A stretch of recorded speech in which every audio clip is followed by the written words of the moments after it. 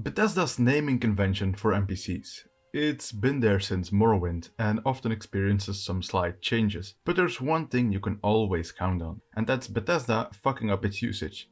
Hi, I'm a guy that cares way too much about this, and these are Oblivion's weird race mix-ups. Now, being someone that gives a shit, this means that I'm often left wondering on why the developers made the choices they did. I previously showcased a bit of this when I looked at the Imperial Bretons in the game, but to recap, some NPCs that are clearly meant to be Imperial appear as Bretons in the game, but it seems this choice was made to have a bigger variety in voice, rather than them really wanting the NPC to be of said race. Since the ability to use voice files is directly tied to a character's race in Oblivion, Bethesda wouldn't just use a different voice type on the previous race. That makes sense, right? Well, it's actually not true, as that's exactly what they did with Martin and the Emperor, but I guess it's just easier when working with the generic NPC actors. So when Oblivion isn't turning its Imperials into Bretons, what does it do? Well, let's find out. Our first stop is the Imperial City, specifically the Waterfront District. This place is a hotbed for crime, disease, and Bethesda messing up the naming convention. We've seen the Breton Imperial Velen Andes before, but we've got some more weird ones living here. For example, what race do you think the characters Hilot the Outlaw and Isleaf the Open-Handed belong to? Indeed, the Redguards.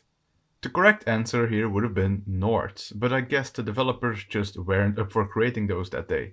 Even though Hilot the Outlaw being a Redguard doesn't really make sense lore-wise. You see, Hilot lives together with a dark elf named Rona Slatro. The two of them worked at Raven Rock Colony until the funding stopped. This whole setup is one of only a handful of times that Morrowind's Blood Moon DLC gets referenced. In Morrowind, the colony mostly had Nord and Dunmer workers, no Redguards. While one might be tempted to say things have changed since then, we all know what's really going on. But did you know that there's actually an even weirder Redguard to be found here? Yeah, the Thieves Guild's very own Armand Christoph. It hurts to say it like that, and that comment should be your clue that lets you know that he should be a Breton. I mean really, they couldn't have given him a more Breton sounding name if they tried. Why was this changed? Was it racially motivated, or did someone just not like Ralph Cosham's thief presence? We'll probably never know. It is interesting to note though that 3 of the 4 unique Redguards here appear to have once been a different race. In the Elven Gardens district, one can find 2 elves living together, Otrolos and Mandil. Their names are very Bosmer, but only one of them actually is. Otrolos, on the other hand, is Dunmer. In this example, it's really weird to say that Bethesda did this for voice acting purposes, as all Elven races in the game have the same voice actor, so why not let him be the correct race? Or was he never the correct race at all, and did nobody notice? The city of Coral has a very similar problem. The local stable is operated by 2 elves, Bongond and Nardil, and you can fill in the blanks for yourself, I suppose. These are Bosmer names, but the people in question appear as Dunmer. There's also a Dunmer woman named Glistel living inside the city walls that suffers from the exact same problem. And even at the nearby Waynan Priory, the shepherd is a Dunmer named Eronor, despite the Bosmer name. Even stranger is that there is dialogue in the game that names him as the brother of the head of Leowin's Mages Guild, the Gale, a woman that is without a doubt a Bosmer. So how did the developers not realize this mistake? Talking about mistakes though, there are some very obvious ones that are related to the Altmer. The first example is Lidara Motril, chief advisor of the Countess of Leowin. And yes, I did just use an overtly Dunmer name, but Lidara really is an Altmer. Not only that, she's an Altmer that has black hair, a trait usually associated with the Dunmer when looking at the Elven races. Normally, Altmer possess blonde hair going as dark as light brown. Of course, there are exceptions to this, but black is really pushing it. In order to explain how weird this all is, we've got to dissect the city of Leowin for a bit. Located on recently ceded land between Elsewhere and Black Marsh, home of the Khajiit and Argonians respectively, the city has quite a mixed population. Of course, this brings some racial tensions along for the ride, but because this is Oblivion, it doesn't really amount to much. While Count Marius Caro never really takes a stance, Alessia Caro is often openly racist against beastfolk. According to the Castle Mage, she also dislikes Dunmer, and is only really comfortable with Nibenian, aka Imperial customs. Hlidara, being her advisor, is shown as always agreeing with her on these points. However, now comes the problem. This doesn't make sense in the slightest. The biggest problem isn't even her race or supposed race, but rather the fact that she's completely played straight, basically stripping her of any character. If she was intended to be a Dunmer, who advises a woman that hates Dunmer, and she just doesn't acknowledge that fact, that's straight up horrible characterization. If she would just be agreeing with her in order to validate herself or further some other personal goal, now that would be interesting. And now let's view Lidara as the Altmer that she is. Her character kinda makes sense if you look at it this way. Altmer are known to look down upon most other races, but once again it doesn't really work because why would an Altmer appreciate Nibelhean ways of living? She would probably view the Countess as the same scum she sees the Beastfolk as.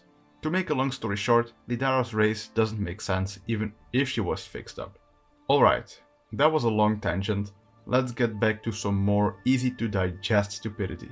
When in Cheydinhal, one can start the quest A Brush with Death. In this quest, the player enters a painting and finds the painter inside of it. Also inside is a thief that stole the painter's magic brush, which cost his whole debacle to begin with. Now, in one of the most asinine moves I've ever seen, you find said thief dead. He is labeled as Bosmer Thief, and the painter also refers to him as Bosmer, yet he's actually Altmer. Why? How does something like this even happen? Internally, this corpse is known as Sananala, which is an Altmer name, so it's possible he was originally intended to be an Altmer, before being changed to Bosmer in the script. I guess someone at that point might have changed the corpse's name, but not its race? I don't know, man. Really, I don't get it. And now for an inverse on the Breton Imperials, it's the Imperial Bretons. Yes, while they may not have any special unused dialogue, there are some NPCs that are Imperial whilst having Breton names. For example, René Gionnet. Again, female Imperials and Bretons have the same voice actor, so I don't really know what's the issue here. Edward Hodge and Luther Brot both have names that go either way, but they just sound off to me. But probably the most famous example to be found is one of the game's most recognizable NPCs, Lucien Lechance, or Lucien Lachance. Yeah, this man may have an overtly Breton name, but I presume he was made Imperial to retain Wes Johnson's dialogue. Because while it isn't the cream of the crop, it is some damn passionate work. I don't think Ralph Cosham could do the character like Wes did. Now, at this point you may be wondering why I'm even bothering at all with this whole concept. Why does it matter? Right? Well, there are actually two reasons why this stuff matters. The first reason is future-proofing. If you've ever played The Elder Scrolls Online, you know that it's fucking garbage. You know that sometimes the lore masters and other showrunners encountered some problems. With the names and races, this was no different. Oftentimes they would just take names from NPCs that appeared in the past games and mix and match them to create new NPCs. Problem being that if you take these wrong races and use them as your guideline, you're even gonna end up with worse results, like Nordhill Barris. So now we've got a Bosmer first name on a Dunmer NPC with a Dunmer last name, and he has a female name instead of a male one. Brilliant. Of course, mess-ups like this aren't unheard of for that game, but that's a story for another day. Once a wrong name gets put into someone's name generator, it's bound to end up somewhere where it doesn't belong, and you really don't want that. The second problem these mix-ups bring with them affects people like me the most. You know, when researching removed NPCs you might see a name that's clearly of one race, but there is no NPC connected. Because of this, I can't with 100% certainty say, oh yeah, that person was meant to be of this race. Because you never know with these guys. If Lidara Motrail was just a name left over in the files, then I would assume them to be Dunmer. But as you've just witnessed, we would all be wrong then. I don't know if I've ever mentioned this person before, but there's a removed NPC in Oblivion called Drofar. By hearing that, you'd guess they were Khajiit, right? Well, there are other leftovers that confirm they were actually Argonian. See, without that small bit of context, we would all be dead wrong. Although in this case it was a deliberate character move by Bethesda, unlike basically everyone I've mentioned so far. Speaking of deliberate moves by Bethesda though, it's time to announce my nemesis. A character that annoys me to no end. A character that is just completely pointless to anyone and everyone else except for me. I give you Rona. Yeah, this is Rona, but we're not quite there yet. This Rona is a female redguard and a worshipper of Mafala. I'm looking for someone more classy. This is Rona Hasseldor, wife of Count Janus Hasseldor of Skingrad. Kinda dumb that a redguard and an Imperial share the same first name, but hey, it's not that bad I suppose. But this is still not the person I was thinking of. Aha! Yes, there she is, the bane of my existence.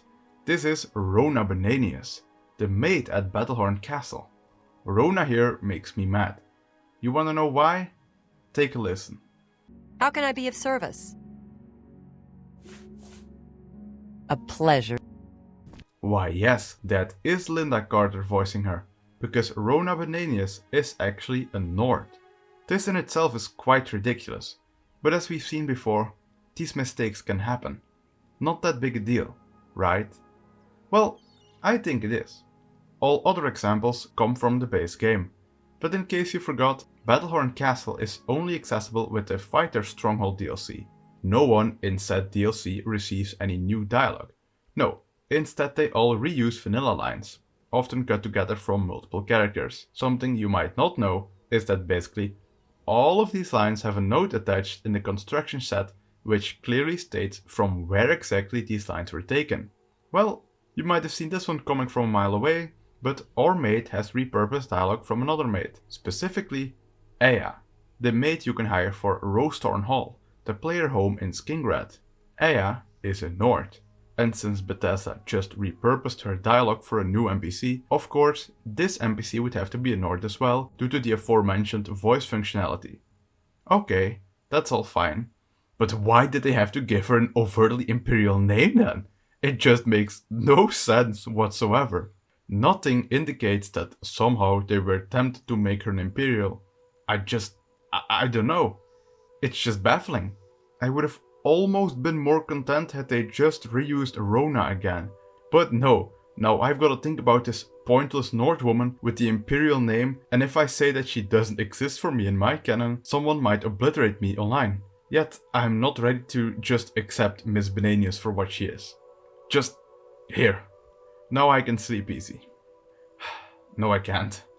I'm still wondering about how some of these really obvious mistakes slip through the cracks. I mean, this isn't the world's most polished game, but come on. Now, I honestly want to know, do you have any weird game oddities that keep you up at night as well? Please, if you do, let me know in the comments below. I would love to hear your story. And I'll see you in the near future.